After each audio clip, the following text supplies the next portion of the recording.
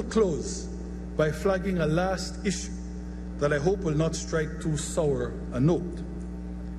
One of the development areas or topic highlights is finance.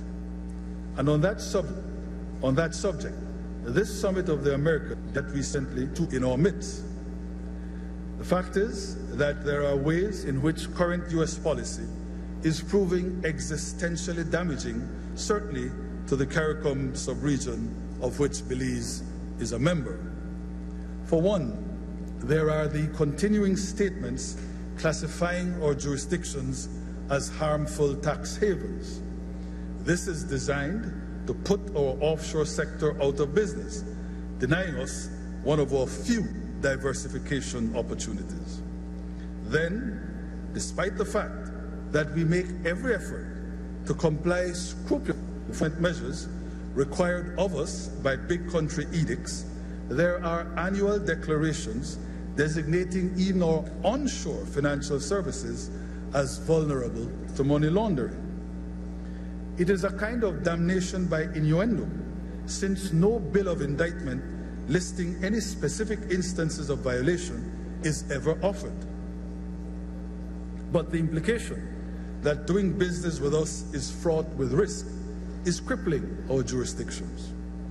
So that even as we speak, there is a crisis in my own country and in several others in the Eastern Caribbean, where the big U.S. banks are de-risking by terminating their correspondent relationships with our domestic banks.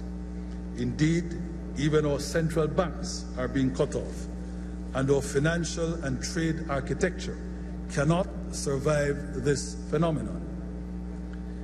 It is a reality that therefore threatens to make a mockery of the soaring rhetoric about stability, security, and prosperity sure to be employed at tomorrow's summit. I do not exaggerate when I say that all our noble goals, all our aspirational imperatives will be rubbished if this noose continues to be tightened around the necks of our smallest and poorest economies. That, unfortunately, is the note on which I conclude. But I do ask you to see it as cautionary rather than contentious.